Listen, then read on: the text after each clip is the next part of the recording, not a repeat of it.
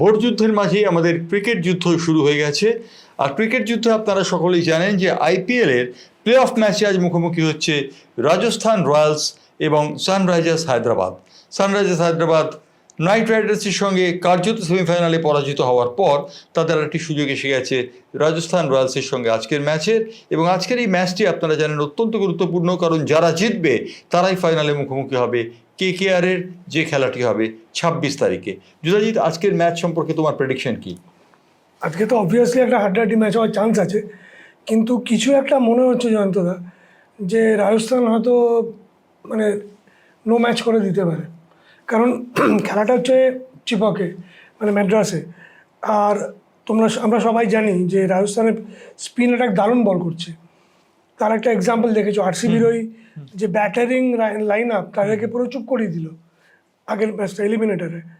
তো সেটা প্রেডিকশন ছিল যে একটা হতে পারে স্পিনার এবং ব্যাটারদের মধ্যে যেটা হবে সেটাই আউটকাম। অর্থাৎ আমরা বলতে পারি যে পাওয়ার হিটার যারা রয়েছেন, অর্থাৎ যারা সানরাইজার্স হায়দ্রাবাদের পাওয়ার হিটার অর্থাৎ ট্রাভিস হেড এবং অভিষেক শর্মা, এরা যদি ভালো খেলতে পারেন তাহলে খানিকটা লক্ষ্য আছে। কিন্তু যজুবেন্দ্র চাহাল এবং রবিচন্দ্র অশ্বিন দুই স্পিনার, তাদের লড়াই, অর্থাৎ লড়াইটা মূলত আজকে পাওয়ার হিটারদের সঙ্গে স্পিনারদের, তাই তো? একদমই তাই।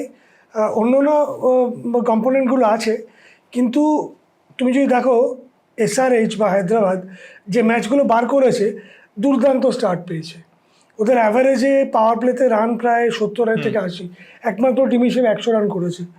এবং এবারে সমস্ত মানে প্রথম টপ 5 যে আইপিএল ইতিহাসে রেকর্ড, তার 3টে ওরা এবারেই করেছে, 280, 260 সব রেঞ্জে করেছে। সেই টোনটা সেট করে দিয়ে গেছে কিন্তু এই দুজন। সেক্ষেত্রে যদি এদেরকে আগে আউট করা যায় সেটাই ওরা চাইবে, কোনোভাবে এদেরকে আটকানোর। এবং শুধু অশ্বিন এবং চাহাল না, ট্রেন্ট বোল্ট মহাশয়ও আছেন। তুমি দেখেছো বাঁহাতি স্টার্ক কিভাবে ছিটকে দিয়েছিল হেডের উইকেট প্রথম কোয়ালিফায়ারে। তো সেটা ওরা দেখে বোল্ট বাবু নিশ্চয়ই তার ইয়র্কারগুলো একটু শান দিয়ে রাখবেন। অর্থাৎ আমরা বুঝতে পারছি যে লড়াইটা খুব হাড্ডাহাড্ডি হবে এবং প্রথম দিকে যদি টসে জিতে ব্যাট করে সানরাইজার্স হায়দ্রাবাদ, তাহলে রাজস্থান রয়্যালসের প্রথম লক্ষ্য হবে অভিষেক শর্মা এবং ট্রাভিস হেডের মধ্যে একটি উইকেট তুলে নিয়ে। তা নিতে না পারলে কিন্তু বিপদ আছে। তার কারণ আমরা দেখেছি তারা কিন্তু প্রথম 6 ওভারের মধ্যে 100 রানের একটা রেকর্ডও তৈরি করেছে। দুর্দান্ত গতি দেখি, একবার আটকাতে না পারলে বেরিয়ে গেল এবং এটা 250 রান ঝুলবে। যদিও এখানে এটা চিপকের উইকেট, এটা একটু স্লো উইকেট, কিন্তু ওদের যেরকম পাওয়ার হিটার এবং ওরা দুজনকেই ভালো খেলে, পেস স্পিন দুটোই ভালো খেলে।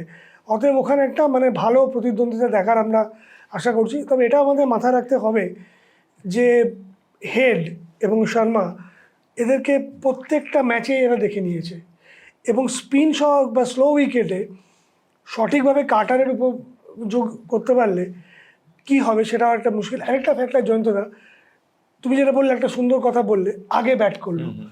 এখানে কিন্তু আগে ব্যাট করলে বেটার হবে না পরে ব্যাট করলে, তার একটা ব্যাপার আছে। যেমন তুমি দেখলে ডিউ অ্যাডভান্টেজ আহমেদাবাদে আছে, যে সমস্ত জায়গা গরম আছে সেসব জায়গাতেই রাত্রিবেলা টেম্পারেচার একটু ফল করলে ফিজিক্সের নিয়মে ডিউ পয়েন্ট এবং ডিউ পড়বে।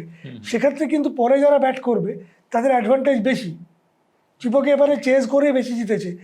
আবার কিন্তু এটাও খেয়াল রাখতে হবে, Hyderabad are not good chasers. Right. আমরা দেখছি ক্রিকেট যুদ্ধ, এবং ক্রিকেট যুদ্ধে আমাদের সঙ্গে রয়েছেন যুধাজিৎ মুখোপাধ্যায়, যিনি নিজে প্রথম শ্রেণীর ক্রিকেট দীর্ঘদিন ধরে খেলেছেন এবং বর্তমানে ছোটদের নিয়ে কাজ করছেন, এবং বাংলার ক্রিকেটে তিনি একটি উল্লেখযোগ্য মুখ। আমরা যে আলোচনায় আসবো এবারে সেটি হচ্ছে রাজস্থান রয়্যালসের ব্যাটিং। রাজস্থান রয়্যালসের পক্ষে যশস্বী জয়সওয়ালকে আজকে ভালো রান করতে হবে, কারণ আমরা দেখেছি আগের ম্যাচে যশস্বী জয়সওয়াল ভালো রান করেছিলেন, 30 বলে 45 রান করেছিলেন। সুতরাং এবং সঞ্জু স্যামসনের উপর অনেকখানি নির্ভর করছে, অনেকটা। তুমি যদি দেখো লাস্ট 5-6টা ম্যাচে সঞ্জুর কোনো প্রায় কন্ট্রিবিউশনই নেই, সাম 20 সাম 30 ছাড়া। তো বিং দ্য ক্যাপ্টেন এবং একটা টাইমে টপ 2-3-র মধ্যে ছিল অরেঞ্জ ক্যাপের দৌড়ে, ও চাইবে কোনোভাবে এইখানে একটা নিজের অস্তিত্ব বা নিজের কর্তৃত্ব জাহির করার জন্য যে আমি আবার ব্যাক করেছি। রিয়ান পরাগ তো ফর্মে আছে, রিয়ান পরাগ ইজ ফর্ম প্লেয়ার, যশস্বীও তাই। এই 3-4 জনের ওপরে কিন্তু ব্যাপারটা ডিপেন্ড করছে কে খেলবে। আরেকটা উল্লেখযোগ্য ব্যাপার হচ্ছে ওদের ওই যে হেটমায়ার, এরা কিন্তু পাওয়েল, এরা কিন্তু উপযোগী রান করে দেয়। ইভেন অশ্বিন, এরা কিন্তু উপযোগী একটা 20-30, ইভেন একটা 12 কি 15 8 বলে এবং খেলাটা শেষ ঘুরে মুহূর্তে দেয়। এসে হেটমায়ার এবং যেভাবে পাওয়েল তুমি দেখলে তো আগের ম্যাচে, হ্যাঁ। চমৎকার ব্যাটিং করেছেন।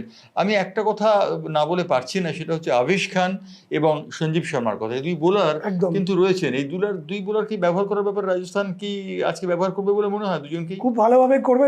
সঞ্জীব শর্মা বহু পুরনো যোদ্ধা এবং ও বিরাট কোহলির মতো ব্যাটসম্যানকে চুপ করে রাখতে পারে, ওর সম্বন্ধে কোনো কথাই বলা যাবে না। এবং হায়দ্রাবাদের এগেনস্টে ওর এই ভেরিয়েশন খুবই কাজে আসবে। এবং এখানে তোমার রাজস্থান রয়্যালের পুরো বোলিং ইউনিটটা একটা সলিড কম্প্যাক্ট ইউনিট। ওরা হয়তো এমন হতে পারে আজকে কেশব মহারাজকে খেলালো, কারণ ও একটা স্পিনিং অপশন, ভালো বল করেছে, দুটো ম্যাচ যা খেলেছে ভালোই করেছে। তাহলে ওদের তিনজন একটা 3 প্রং হলো, একটা লেগ স্পিনার, একটা অফ স্পিনার, একটা লেফট হ্যান্ড অফ স্পিনার, মানে দুর্দান্ত একটা কম্বিনেশন হলো। সেখানে ওরা চাইবে হায়দ্রাবাদের ব্যাটিং ইউনিটটাকে পরীক্ষা করতে, অনেক একটা ভালো ফেভারেবল উইকেটে চেষ্টা করবে। তো আবেশ খানও কিন্তু দুর্দান্ত উইকেট নিয়েছে আগের ম্যাচে, বড় ম্যাচে ও বিরাট কোহলির উইকেট নিয়েছে এবং মানে দারুণ খেলেছে। তো সেক্ষেত্রে তুমি এবং এখন এই মুহূর্তে হঠাৎ করে তুমি দেখো খেলাটা ঘুরে গেল।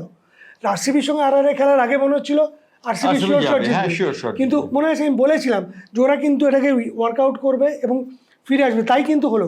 এখন সেটা আমরা ওই দিন ডিসকাস করেছিলাম, চিপকে যদি রাজস্থান লোটে তাহলে কিন্তু সানরাইজার হায়দ্রাবাদের বেশি বিপদ। অর্থাৎ সানরাইজার্স হায়দ্রাবাদ এবং রাজস্থান রয়্যালসের আজকের এই ম্যাচটির দিকে আমাদের নজর রাখতে হবে, কারণ এই ম্যাচে যারা বিজয়ী হবে তারাই কিন্তু ফাইনালে খেলবে কেকেআর অর্থাৎ কলকাতা নাইট রাইডার্সের বিরুদ্ধে। সুতরাং আজকের ম্যাচ অত্যন্ত গুরুত্বপূর্ণ। আজকের ম্যাচে উইকেট কি ভূমিকা নিতে পারে? একটু আমরা জানি চিপকের উইকেট একটু স্লো টার্নার, স্লো উইকেট, এবং যেটা বললাম ডিউ এর হলে, ডিউ ফ্যাক্টরটা হলে পরের দিকে একদম পাটা হয়ে যাবে। তো সেটার দিকে অপেক্ষা করে দুটো দলই চাইবে টস জিতে ফিল্ডিং নিতে, যাতে পরে একটু বেটার খেলতে পারি। এবং পাটা উইকেটে স্পিনারদের, পেসারদের দুজনেরই চাপ হবে, আরও বড় প্রবলেম হবে, বল গ্রিপ করতে অসুবিধা হবে। অতএব আবার তোমার সেই 15-20 রানের একটা ফ্যাক্টর চলে আসবে। তো আমার যা মনে হয় হায়দ্রাবাদ এত সত্ত্বেও হয়তো টস জিতে ফিল্ডিং নেবে না, কারণ হিস্টোরিক্যালি এবারে ওরা মাত্র 2 ম্যাচ না 3টে ম্যাচ চেস করে জিতেছে। এই রাজস্থান রয়্যালকে ওরা হারিয়েছিল 1 রানে। পাওয়েল লাস্ট বলে ফুল টস ছিল, ভুবনেশ্বর কুমারের 202 করেছিল ওরা, 201-এ এরা হেরে গেছিলো, অল আউট হয়ে গেছিলো, মানে লাস্ট বলে 2 রান ছিল, পারেনি। সেই ফ্যাক্টরটা ওদের মাথায় থাকবে, ওই জন্য ওরা চাইবে এটা করতে। আর তুমি তো মনে করে দেখো রাজস্থান রয়্যালের যে হারের শুরু হলো, তার আগে 9টা ম্যাচে ওরা 8টাই জিতেছিল, ওইখান থেকে শুরু হলো। তারপরে ম্যাচে বাজে ডিসিশন দিল্লির এগেন্স্টে। ক্রিকেট খেলা এরকমই, আবার কোয়ালিফায়ারে মানে এলিমিনেটারে দারুণভাবে ফিরে এসছে। অতএব খেলাটা এখন ঘুরে গেছে, এবং এই খেলাটা ঘিরে রাজস্থান রয়্যালস এবং সানরাইজার্স হায়দ্রাবাদ কী করবে তার উপর নির্ভর করছে। তবে সানরাইজার্স হায়দ্রাবাদের অধিনায়ক কিন্তু অন্য কথা বলেছেন, তিনি বলেছেন আমরা ফাইনাল ওঠার জন্য ডেস্টিনড, হ্যাঁ আমরা ফিরবো। কি মনে হচ্ছে? উনি বিশ্বজয়ী অধিনায়ক প্যাট কামিন্স, এবং মানে অস্ট্রেলিয়া হলেও ইন্ডিয়াতে ওনার প্রচুর ফ্যান আছে। উনি বলবেন, তার কারণটা হচ্ছে যে মানে ওর টিম সেকেন্ড হাইয়েস্ট ম্যাচ জিতেছে লিগ পর্যায়ে, কিন্তু এটা ভুললে চলবে না রয়্যালস খুব পেছনে ছিল না, রয়্যালস একদম ক্লোজ কম্পিটিটর।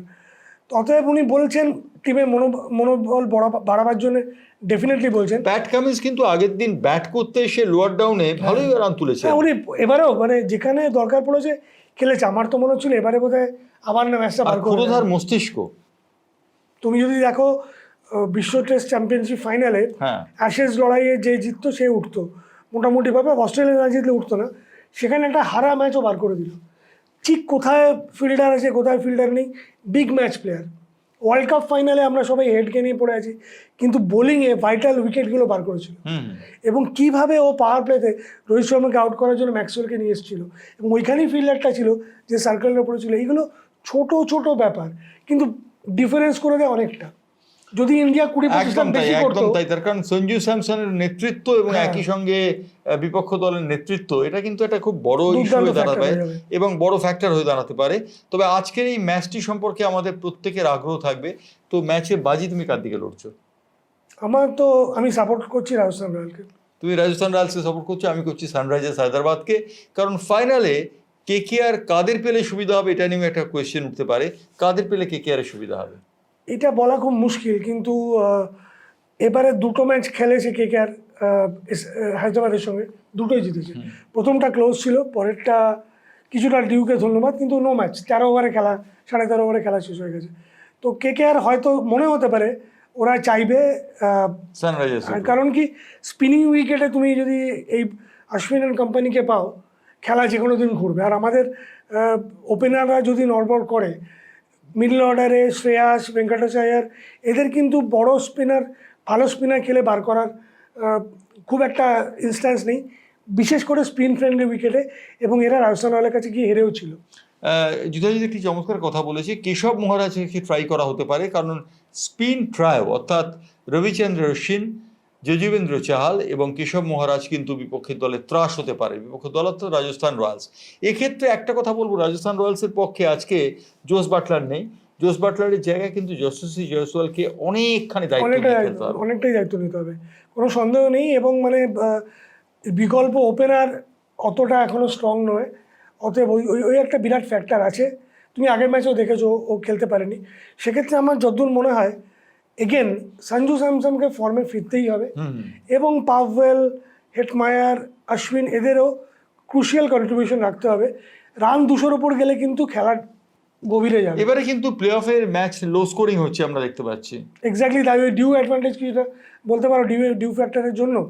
আর আহমেদাবাদের উইকেটও মোটামুটি খুব ব্যাটিং সহায়ক নয়, বোলিংকেও ওরা হেল্প করে। আর বোলাররা এখন পুরো সিজনের পরে এমন ব্যাটসম্যানগুলোকে ধরে নিয়েছে বা পিচগুলোকে ধরে নিয়েছে, আর সিজনের শেষে তোমার মোটামুটি পিচগুলো স্লো হচ্ছে, তাই জন্য they are taking the pace of the ball also, তো যার জন্য অত রান হবে না।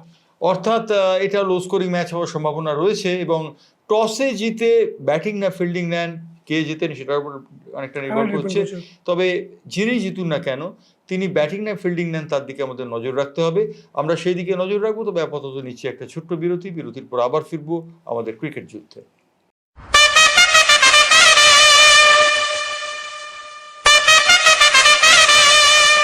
আমরা ফিরে এলাম ক্রিকেট যুদ্ধে। আমাদের সঙ্গে রয়েছেন যুধাজিৎ মুখোপাধ্যায়, যিনি প্রথম শ্রেণীর ক্রিকেট খেলেছেন বাংলার বিভিন্ন দলে, এবং যুধাজিৎ আমাদের জানাচ্ছে আজকের ম্যাচের ভবিষ্যৎ সম্পর্কে। আজকের ম্যাচের ভবিষ্যৎ বলছি বটে, কিন্তু প্যাট কামিন্স এবং সঞ্জু স্যামসন দুই ক্যাপ্টেনের ক্ষুধার মস্তিষ্কের উপর অনেকখানি নির্ভর করে ক্রিকেট কতটা মাইন্ড গেম এবং কতটা ফিজিক্যাল গেম বলে তোমার মনে হয়? এখন তো ফিজিক্যাল প্রচণ্ডই হয়ে গেছে, ফিটনেস খুবই ইম্পর্টেন্ট।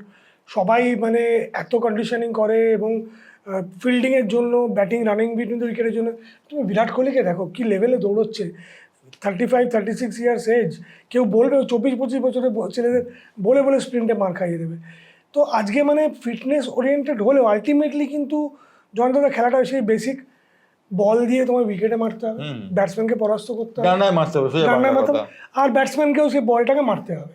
আদারওয়াইজ কোনো সেইখানে বেসিক স্কিল এখন আরও গুরুত্বপূর্ণ। তুমি দেখো আজকে আমাদের অনেকেই বলে সেই লেভেলে বোলার নেই, কিন্তু ব্যাটসম্যানরা তো রান করছে, সেই জন্যই হয়তো করছে, প্লাস ব্যাট এখন অনেক বেটার হয়ে গেছে।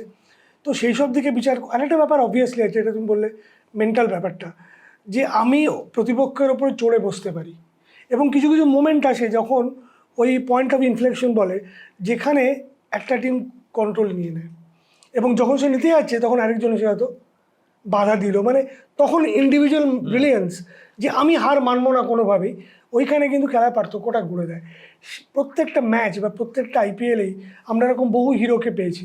তুমি আজকে যশস্বীকে দেখো, পুরো আইপিএলটা মোটামুটি ফ্লপ আমরা সবাই বলছি, কিন্তু মুম্বাইয়ের এগেন্সে একটা 100 করে দিয়েছে, এবং টোটাল 350 করলো গত ম্যাচে যেটা করলো সেটাও কিন্তু উল্লেখযোগ্য, 350 রান অলরেডি হয়ে গেছে। অতএব রাজস্থান রয়্যালের টপ 4-5-এর মধ্যে 3 জন আছে যারা মোটামুটি, একজন 600 ছুঁই, একজন 550 ছুঁই, একজন 400 ছুঁই, তার মানে নট ব্যাড। তো এরা কিন্তু জানে আমরা আমাদের পারফরমেন্স ওইভাবে করতে পারছি না, কিন্তু ছেড়েও দিচ্ছে না।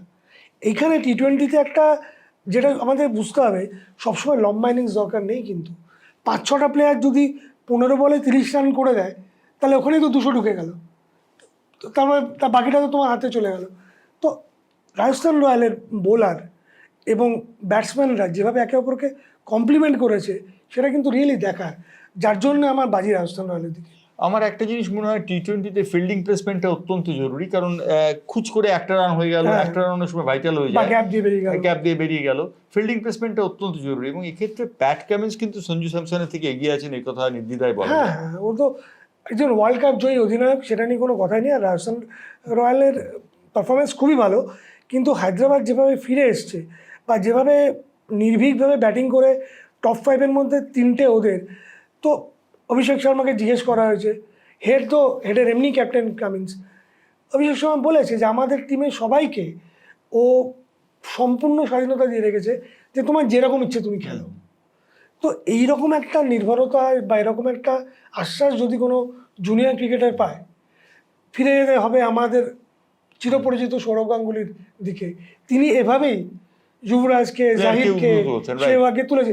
মেন্টাল বুস্টটা কিন্তু খুব দরকার। যখন সে জানবে যে আমার ওপরে ক্যাপ্টেনের আস্থা আছে, তখন সে অন্যরকমভাবে বাঘের মতো খেলবে, একটা বেড়ালও বাঘ হয়ে যাবে।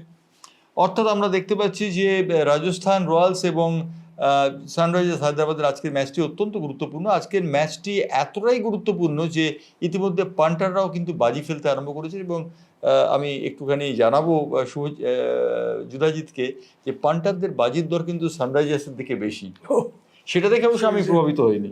তুমি তো বললে হায়দ্রাবাদের দিকে, আমি জানি তুমি টাকা পয়সা লাগাচ্ছ না। না, আমি টাকা পয়সা লাগাচ্ছি না। আসলে ব্যাপারটা হচ্ছে যে সানরাইজার্স হায়দ্রাবাদ সম্পর্কে একটা কথা প্রত্যেকেই বলছেন যে সানরাইজার্স হায়দ্রাবাদ যেভাবে খেলে এসছে, যেভাবে জিতে এসছে, তাদের ফাইনাল খেলাটা উচিত বলে অনেকে মনে করছেন।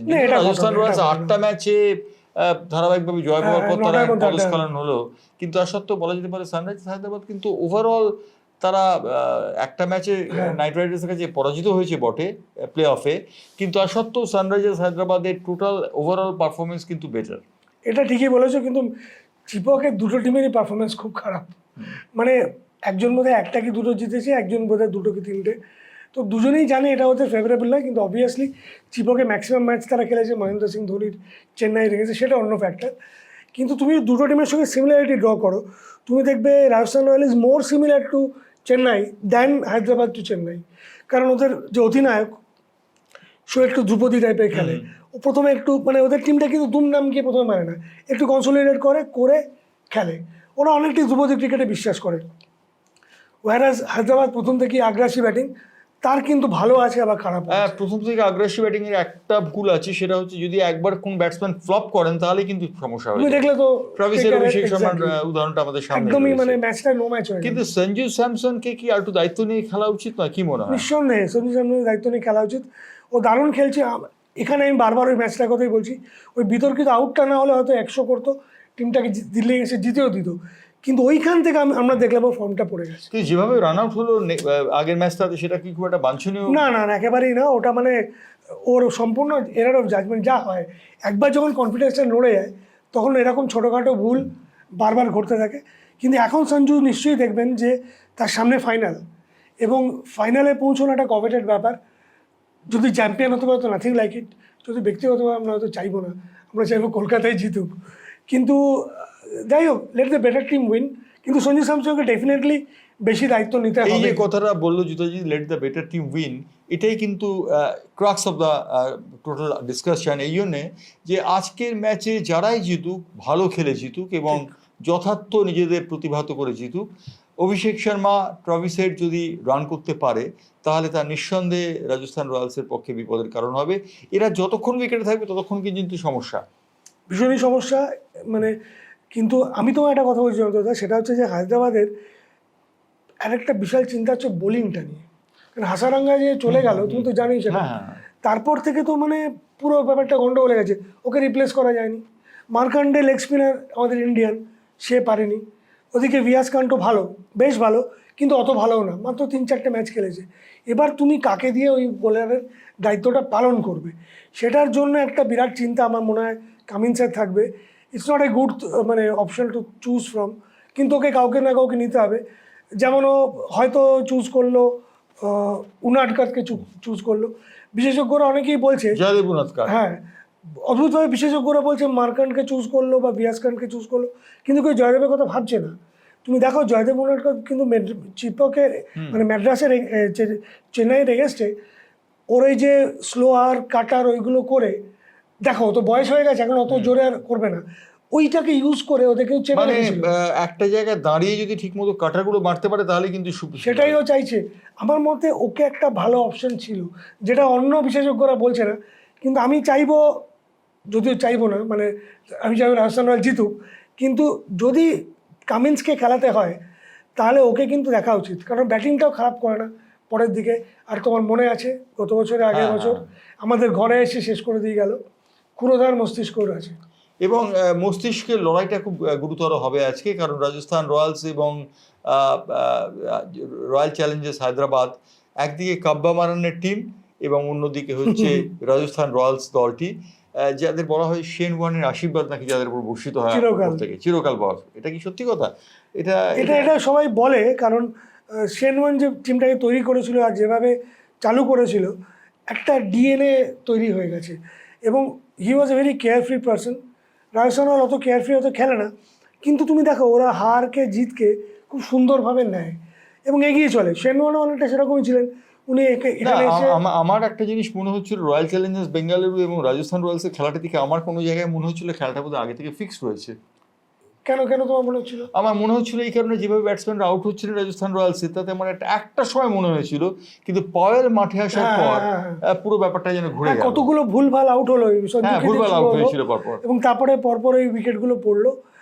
যদিও মানে আউটটা একটা বিতর্কের আছে, রান আউটটা, বাট এনিওয়ে।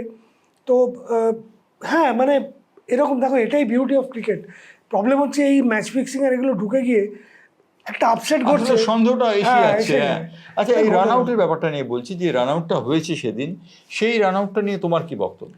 এটা যন্ত্রটা পুরো 50-50 কেস। কারণ 50-50 কেস হলে আমার মনে হয় বেনিফিট অফ ডাউটটা ব্যাটসম্যানের দিকে যাওয়া উচিত, এক্স্যাক্টলি দেওয়া উচিত। যে হাতে বল ধরে আছে সেই হাত দিয়ে যদি উইকেটও ভাঙে তাহলে আউট, সেক্ষেত্রে আউট। কিন্তু অনেকেই বলছে সেই হাত দিয়ে প্রথমে ভাঙেনি, সেক্ষেত্রে মানে যেমন এই আউটটা সঞ্জু স্যামসনের কোনো কনক্লুসিভ এভিডেন্স কিন্তু নেই, সেই ক্ষেত্রে কেন আউটটা দিল সেটা কিন্তু একটা বেচারা সঞ্জু স্যামসন সবসময় ভিকটিম হচ্ছে। এবং বেনিফিট অফ ডাউটটা সঞ্জু স্যামসনের পাওয়া উচিত ছিল। আমরা সেই বিষয়ে আসবো, তবে যে কথাটি আপনাদের জানিয়ে রাখবো সেটি হচ্ছে অল্প কিছুক্ষণের মধ্যেই শুরু হয়ে যাচ্ছে সানরাইজার্স হায়দ্রাবাদ বনাম রাজস্থান রয়্যালসের ম্যাচ, এবং রাজস্থান রয়্যালস এই ম্যাচ জিততে পারবে কিনা ডিপেন্ড করছে অনেকটা পাওয়ার প্লের ওপর, পাওয়ার হিটারদের ওপর। এবং পাওয়ার হিটারদের যদি ভালো খেলতে পারে তাহলে সানরাইজার্স হায়দ্রাবাদ ভালো রান তুলতে পারবে। অন্যদিকে রয়েছেন রবিচন্দ্রন অশ্বিন এবং যজুবেন্দ্র চাহালের মতো স্পিন বোলার। তার সঙ্গে যদি যুক্ত হন তৃতীয় স্পিনার হিসেবে কেশব মহারাজ, তাহলে কিন্তু স্পিনারটা একটা অত্যন্ত দারুণ ভালো হয়ে যাবে। তবে অভিষেক শর্মা বাঁহাতি, হেডও বাঁহাতি, তাই জন্য তো কেশব মহারাজ করে নেবে না, অফ স্পিনার লেগ স্পিনার দিয়েই চালাবে মনে হয়। তবে নিতেও পারে, কারণ কেশব মহারাজ ব্যাটিংটা ভালো করে। কিন্তু হেড এবং অভিষেক শর্মা এদের দেখে একটা সময় মনে হচ্ছিল অপ্রতিরোধ্য, কিন্তু তারপর দেখা গেল লাস্ট ম্যাচটা তারা ফেল করলো, এবং তারা ফেল করা মাত্র কিন্তু সানরাইজার্স হায়দ্রাবাদ একদম ফোল্ড আউট। একটা মনস্তাত্ত্বিক অ্যাডভান্টেজ থাকে। মানে তুমি একটা জিনিস ভাবো, আমি বলছি প্যাট কামিন্স খুব ভালো অধিনায়ক, ঠিক আছে, কিন্তু টসে জিতে ব্যাটিং নেওয়াটা কিন্তু কোনো পজিটিভ মনোভাবকে ক্যারি দেখায় না। কারণ তুমি জানো তুমি উইকেটে খেলেছো, তুমি নিজেই ফিল্ডিং নিয়েছিলে, নিয়ে তুমি কাপ জিতেছিলে, তারপরে তুমি সেম জায়গায় সেম কন্ডিশনে, মানে আরও খারাপ কন্ডিশনে তুমি কী করে ওটা নিলে? তুমি কী করে টস জিতে তুমি ব্যাটিং নিলে? তুমি জানো ডিউয়ে 20 পজিশনের অ্যাডভান্টেজ, ও কী ভেবেছিল বলো তো, ওই অ্যাডভান্টেজটা আমার ব্যাটারে তুলে দেবে, কিন্তু তুলতে পারেনি, তুমি আন্ডার এস্টিমেট করেছো। এক্স্যাক্টলি। এবং এটাই হয়তো ক্রিকেটের মজার ব্যাপার, যে ক্রিকেটে মুহূর্তের সিদ্ধান্ত, মুহূর্তের ভুল, সেকেন্ডের ভগ্নাংশ সময়ে যে ঘটনা ঘটে সেটাই ক্রিকেটকে মহান করেছে। আমরা তাকিয়ে থাকবো আজকে সানরাইজার্স হায়দ্রাবাদ এবং রাজস্থান রয়্যালসের ম্যাচের দিকে। যে জিতবে তারা কিন্তু কলকাতা নাইট রাইডার্সের মুখোমুখি হবে রবিবার দিন, সেটাও কিন্তু খুব গুরুত্বপূর্ণ। আর সেই ম্যাচের প্রিভিউ আমরা অবশ্যই কাল করব। ধন্যবাদ আপনাদের সবাইকে আজকে আমাদের সঙ্গে থাকার জন্য। আজকে সানরাইজার্স হায়দ্রাবাদ রাজস্থান রয়্যালসের ম্যাচের দিকে আমাদের লক্ষ্য থাকুক।